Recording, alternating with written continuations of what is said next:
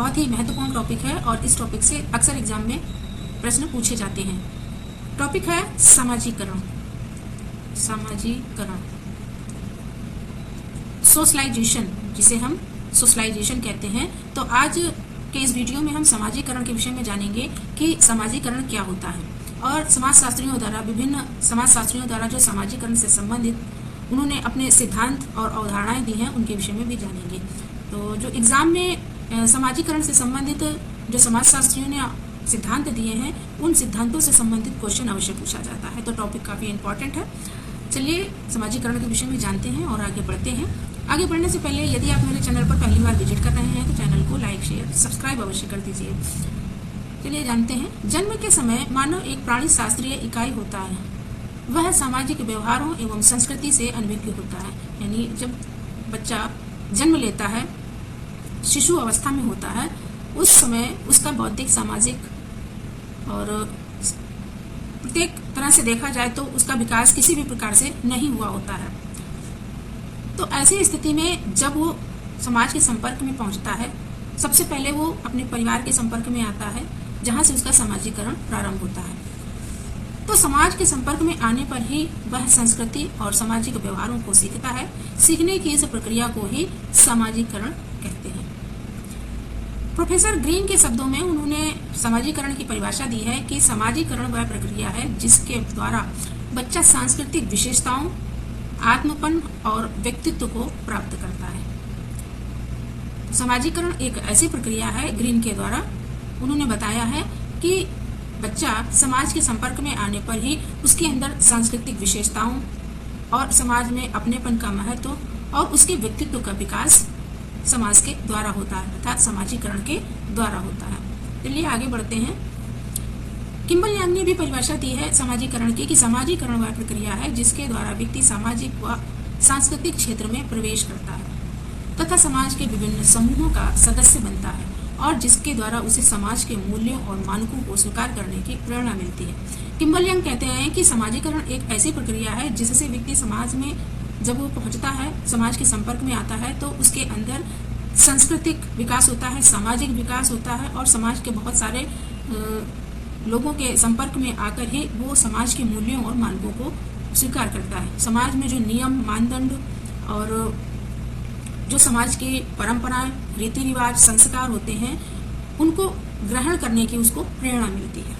आगे है, जॉनसन के अनुसार सामाजिकरण सीखने की वह प्रक्रिया है जो सीखने वाले को सामाजिक भूमिकाओं का निर्वहन करने योग्य बनाती है। जॉनसन कहते हैं कि सामाजिकरण ऐसी प्रक्रिया है जिसके द्वारा व्यक्ति जब समाज में होता है तो हर एक व्यक्ति के पास अपनी अपनी सामाजिक भूमिका होती है और उन भूमिकाओं को ग्रहण करने के लिए, उन भूमिकाओं का निर्वहन करने के योग्य सामाजिकरण की प्रक्रिया बनाती है।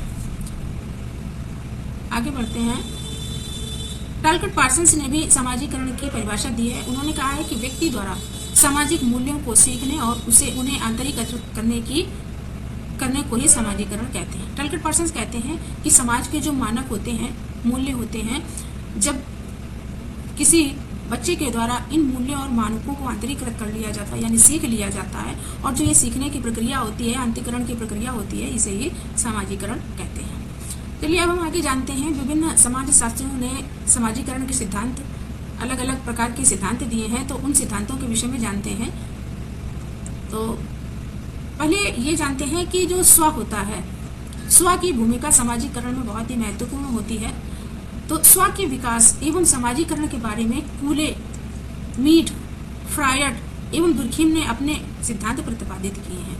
तो स्व की महत्वपूर्ण भूमिका होती है सामाजिकरण, यानी जो सामाजिकरण एक विकास की प्रक्रिया होती है, तो इसमें महत्वपूर्ण भूमिका स्व की रहती है।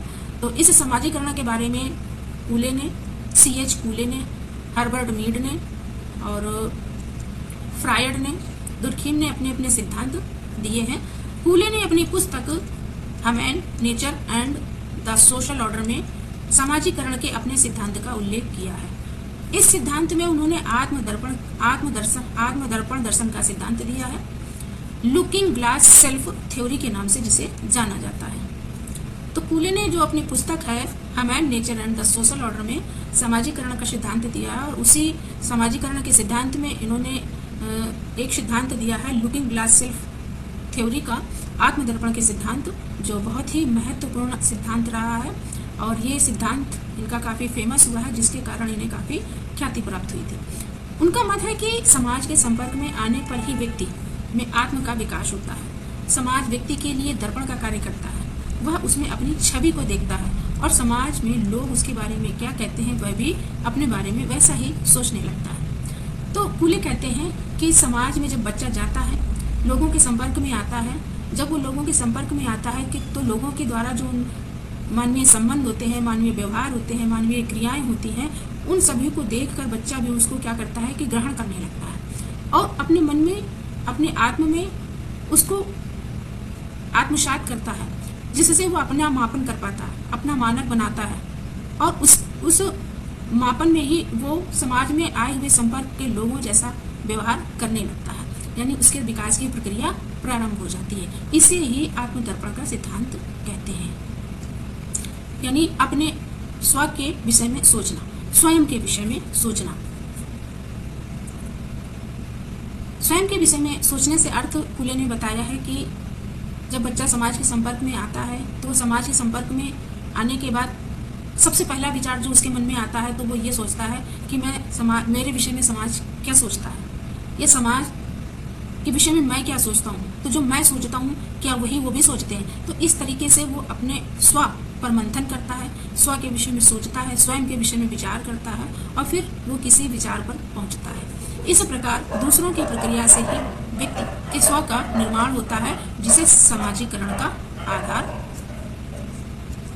माना जाता है। सामाजिकरण का आधार स्व के निर्माण से होता है। चलिए आगे बढ़ते हैं। मीड ने सामाजिकरण संबंधी अपने विचार अपनी पुस्तक माइंड, सेल्फ एंड सोसाइटी में व्यक्त किए हैं। उनके सिद्धांत में मैं और मुझे का सिद्धांत theory of I and me के नाम से जाना जाता है।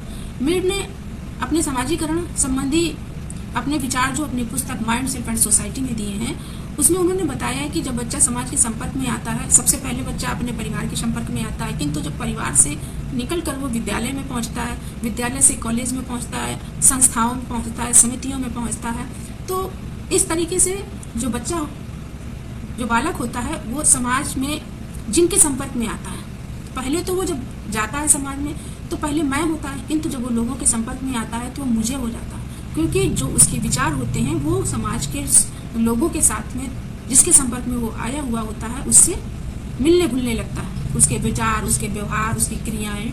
तो इस तरीके से जब वो समाज के संपर्क में व्यवहार करता है तो वो मैं से मुझे में परिवर्तित हो जाता है, जो जिससे सामाजिकरण होता है। तो मीड ने सामाजिकरण संबंधी सिद्धांत दिया है मैं और मुझे।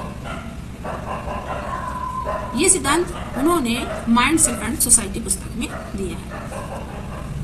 मैं का अर्थ व्यक्ति द्वारा दूसरों के प्रति किए जाने वाले व्यवहार से है तथा मुझे का अर्थ व्यक्ति द्वारा किए गए व्यवहार पर दूसरों की प्रतिक्रिया जिसे व्यक्ति आंतरिकृत करता है, यानी समाज में संपर्क में आने वाले लोगों के विचारों को, भावनाओं को, क्रियाओं को क्या करता है, उसके विषय में आंतरिकृत करता है। आंतरिकृत यानी स्व के विषय में, स्व के द्वारा उसको सोचता है, उसको उसके विषय में विचार करता है, उन विचारों के विषय में, उन क्रियाओं के विषय में, उन कार्यों के विषय में, और आंतरिकृत करने के बाद ही वो समाजीकरण की प्रक्रिया के लिए तैयार हो जाता है।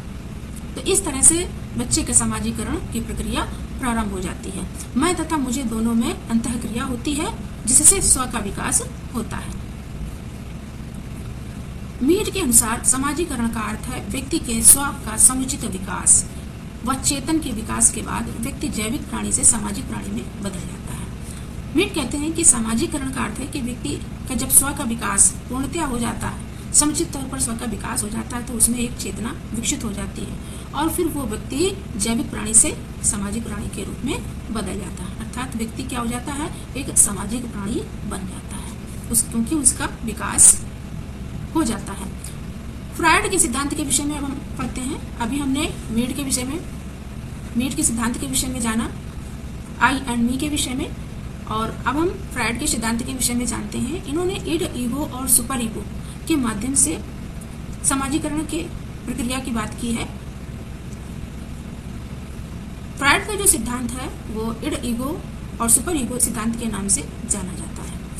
ईड की बात करते हैं सबसे पहले कि इन्होंने ईड के विषय में क्या कहा है। तो इन्होंने 3 स्टेप बताए हैं सामाजिकरण के विकास की, एक ईड, फिर ईगो, सुपर ईगो, जिसे अहम, परम अहम और ईगो फिर है परम अहम, जिसे ईगो को ईड को कहते हैं अचेतन अवस्था, फिर इसको कहते हैं चेतन अवस्था और इसको परम अहम अवस्था। तो इस तरीके से इन्होंने ये 3 अवस्थाएं बताई हैं। तो सबसे पहले हम ईड यानी अहम की बात करते हैं।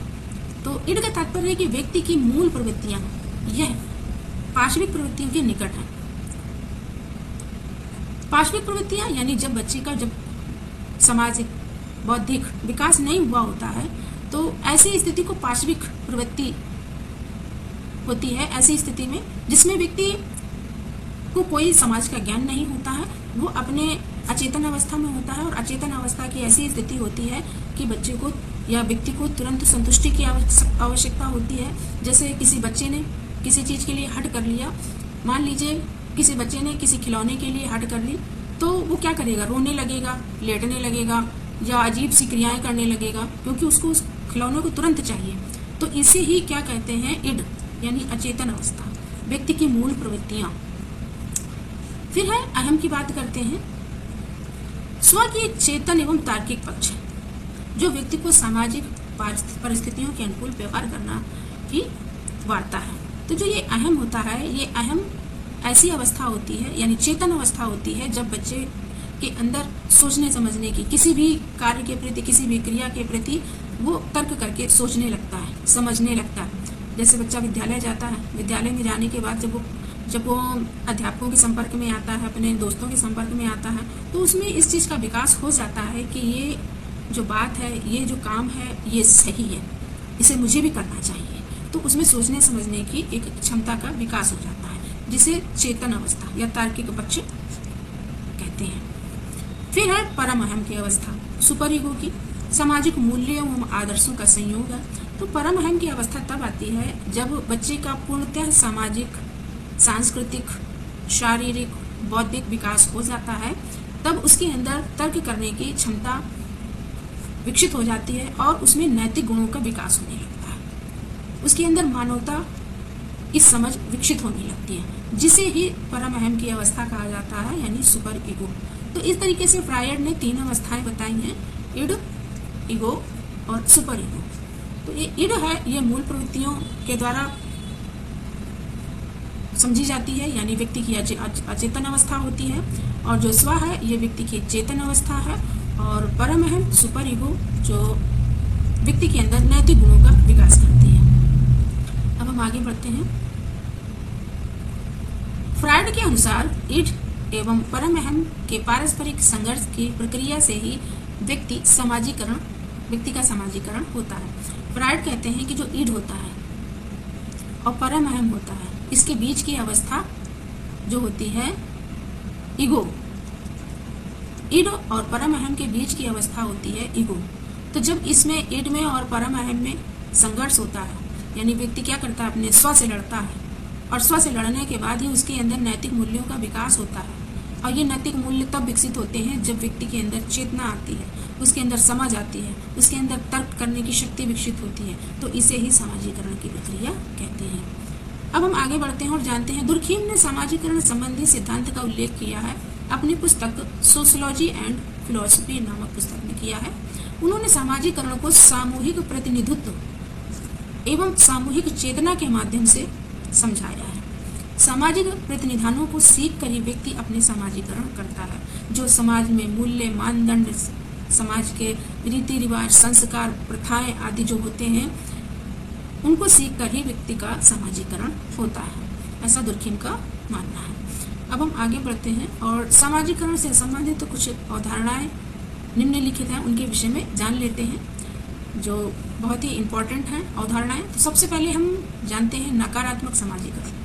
हम ये जानते हैं कि नकारात्मक सामाजिकरण क्या होता है। नकारात्मक सामाजिकरण जिसमें समाज द्वारा अस्वीकृत व्यवहारों को सीखा जाता है, जैसे चोरी करना। तो नकारात्मक सामाजिकरण वो होता है जो समाज में जिन कार्यों को स्वीकार नहीं किया जाता है, समाज में जिन कार्यों को मान्यता नहीं मिलती है, उन कार्यों को नकारात्मक समाजीकरण कहते हैं। जैसे कोई चोरी करता है या किसी को मार देता है यानी हत्या कर देता है या किसी के साथ गलत व्यवहार करता है, तो ये नकारात्मक समाजीकरण है। अब हम विसमाजीकरण के विषय में जानते हैं। अक्सर एग्जाम में विसमाजीकरण के विषय में पूछ लिया जाता है, विसमाजीकरण और पुनर्समाजीकरण, जिसमें पुनर्समाजीकरण वेरी वेरी इंपॉर्टेंट है।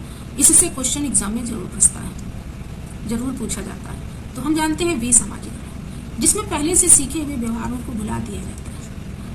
तो विसमाजीकरण के लिए हम एक उदाहरण ले लेते हैं कि जैसे कोई प्रतिष्ठा प्राप्त अधिकारी है, किसी उच्च पद पर है और वो अपनी योग्यता के द्वारा वहां तक पहुंचा है, यानी उसने उस परिस्थिति को अपनी योग्यता और कौशल के बल पर प्राप्त किया है। उस अधिकारी के द्वारा जब अपने पद पर रहकर वो अपने पद का दुरुपयोग करता है, अर्थात अपने पद का दुरुपयोग करके वो आर्थिक लाभ के लिए कुछ गैर कानूनी कार्य करता है, गलत कार्य करता है जो समाज के हित में नहीं होता है, तो इसमें वो जो भी कुछ उसने अपने कौशल के माध्यम से अपने इस पद को प्राप्त किया, तो उसमें वो उन अपने समाजीकरण को भूलकर, अपनी उस योग्यता को भूलकर वो गलत कार्यों में संलग्न होता है, यानी वो पहले की स्थिति को अपनी भूल जाता है और आगे की स्थिति में गलत कार्यों में संलग्न हो जाता है। तो इस भूलने की स्थिति को ही विसमाजीकरण कहते हैं। अर्थात जो व्यक्ति अपने पहले के नैतिक मूल्यों को भूलकर गलत कार्यों में संलग्न हो जाता है, उसे विसमाजीकरण कहते हैं। फिर उसके बाद है पुनर्समाजीकरण। अब हम पुनर्समाजीकरण के विषय में जानते हैं। तो पुनर्समाजीकरण ये विसमाजीकरण के बाद ही संभव है। इसमें पहले वाली जीवन विधि के स्थान पर दूसरी वाली जीवन विधि अपनाई जाती है, जो कि पहली वाली से भिन्न एवं विरोधी होती है। अपराधियों का पुनर्वास और मत आरोपण इसके उदाहरण हैं। तो इसमें एक छोटा सा उदाहरण ले लेते हैं पुनर्समाजीकरण के लिए। पुनर्समाजीकरण में हम देखते हैं कि जब किसी व्यक्ति द्वारा किसी की हत्या कर दी जाती है, यानी मर्डर कर दिया जाता है, तो उसे सजा हो जाती है और उसे जेल भेज दिया जाता है सजा काटने के लिए। तो जब वो जेल जाता है तो जेल में जितने समय के लिए उसे कारावास होता है, जो भी कारावास की अवधि होती है, उस अवधि के दौरान जैसे ही वो जेल के अंदर जाता है, उसको नए कार्यों में संलग्न कर दिया जाता है, नए कार्यों को सिखाया जाता है, उसके अंदर नैतिक गुणों का विकास किया जाता है, यानी उसको दोबारा से उसके अंदर अच्छे गुणों का विकास किया जाता है। उसको इन गलत कार्यों से दूर करने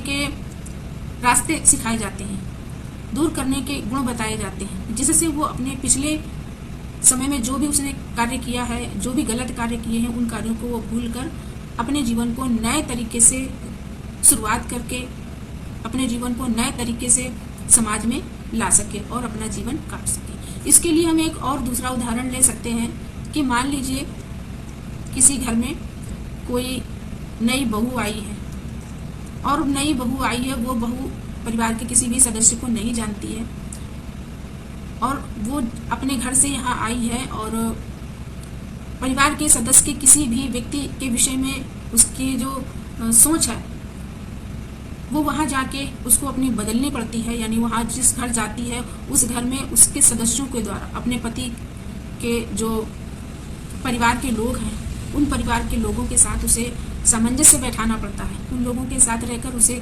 खुश रहना होता है, उन लोगों के साथ ही उसको अपने कार्य संपादित करने होते हैं। तो इस तरीके से जब वो एक लड़की किसी दूसरे के घर बहू बनकर जाती है तो वहाँ उसका पुनर्समाजीकरण होता है, यानी नए सिरे से फिर से उसके जीवन की राह मिलती है, उसको नए सिरे से जीवन जीने की कला सीखनी पड़ती है। तो इसमें इसी को पुनर्समाजीकरण कहते हैं, जब व्यक्ति को दोबारा से कार्यों को सीखना होता है, समाज के नियमों को सीखना होता है, नैतिक नियमों को सीखना होता है, उसे ही पुनर्समाजीकरण कहते हैं। फिर उसके बाद है पूर्वाभ्यासी समाजीकरण। भविष्य में जो स्थिति आने वाली है उसके लिए पहले से ही अभ्यास या तैयारी करना या उन व्यवहारों को सीखना ही पूर्वाभ्यासी समाजीकरण है। उदाहरण के लिए एक व्यक्ति अध्यापक, डॉक्टर, अधिकारी बनने से पूर्व उनसे संबंधित व्यवहारों को सीखता है, यह पूर्वाभ्यासी समाजीकरण कहलाएगा। तो जो समाजीकरण हमें हमारे कौशल के द्वारा, हमारे विशिष्ट गुणों के द्वारा, हमें हमारे अभ्यास के द्वारा मिलता है। तो एक अध्यापक को सबसे पहले पढ़ाई करनी पड़ती है, पढ़ाई करने के बाद वो एक अध्यापक बन पाता है। ऐसे ही डॉक्टर को भी डॉक्टरी पढ़ाई करनी पड़ती है। तो इस तरीके से अधिकारी बनने पे पहले भी उसे पढ़ाई करनी पड़ती है, यानी पढ़ाई के बल पर ही कोई व्यक्ति अध्यापक, डॉक्टर, अधिकारी बनता है। तो इन सबके लिए उसे प्रयास करने पड़ते हैं, अभ्यास करने पड़ते हैं। तो इसे ही पूर्वाभ्यासी समाज, यानी किसी भी पद को पाने के पहले उसको अभ्यास करना पड़ता है, उसे ही पूर्वाभ्यासी समाजीकरण कहते हैं। अब हम आगे बढ़ते हैं और प्रौढ़ समाजीकरण के विषय में जानते हैं कि प्रौढ़ समाजीकरण क्या है। प्रौढ़ावस्था में व्यक्ति और अधिक उत्तरदायित्व ग्रहण कर लेता है, उसके सामाजिक दायित्व बढ़ जाते हैं, उसे माँ बाप के रूप में एक ऑफिस में विशिष्ट अधिकारी या सेवक के रूप में नए उत्तरदायित्व संभालने होते हैं। प्रौढ़ों को समाजीकरण में कोई विशेष कठिनाई नहीं होती है, उन्हें तो केवल नई स्थिति से समायोजन करना पड़ता है। अब हम इसको एक उदाहरण से समझ सकते हैं कि मान लीजिए कोई व्यक्ति अपनी लाइफ की नौकरी, यानी 60-62 साल की उम्र में व्यक्ति की नौकरी समाप्त हो जाती है, सरकारी नौकरी समाप्त हो जाती है। तो अपनी नौकरी समाप्त करने के बाद जब वो अपने घर में होता है, ऐसी स्थिति में जब उसको अपने समय को काटने के लिए वो किसी क्लब से जुड़ता है, किसी समिति से जुड़ता है, या किसी न किसी स्थान विशेष से उसको लगाव हो जाता है, वहाँ से वो जुड़ जाता है। तो ऐसी जगह पर जब वो प्रारंभ में जाता है, यानी शुरू में जाता है, तो उसको ज़्यादा कठिनाई नहीं महसूस होती है, क्योंकि उसका पूर्णतः विकास हो चुका होता है और उसको उस माहौल में, उस वातावरण में अपने आप को समायोजित करने में कठिनाई नहीं होती है। उसे ही प्रौढ़ समाजीकरण कहते हैं। अब हम जानते हैं कि जॉनसन कहते हैं कि 3 कारणों से वयस्कों का समाजीकरण सरल होता है। एक तो वयस्क साधारणतः उस लक्ष्य की प्राप्ति के लिए कार्य करने को प्रेरित होता है जो स्वयं देख चुका होता है, यानी उसके विषय में उसको पहले से ज्ञान होता है। जिस नई भूमिका को वो आंतरिक करने का प्रयास करता है, उसमें उसके व्यक्तित्व में पहले से ही उपस्थित भूमिकाओं में काफी समानता होती है, तथा समाजीकरण करने वाला भाषा के माध्यम से सरलता से सीख भी लेता है। तो आज हम लोगों ने समाजीकरण से संबंधित जानकारी ली। वीडियो यदि अच्छी लगी हो तो चैनल को सब्सक्राइब अवश्य कर दें। Thanks for watching.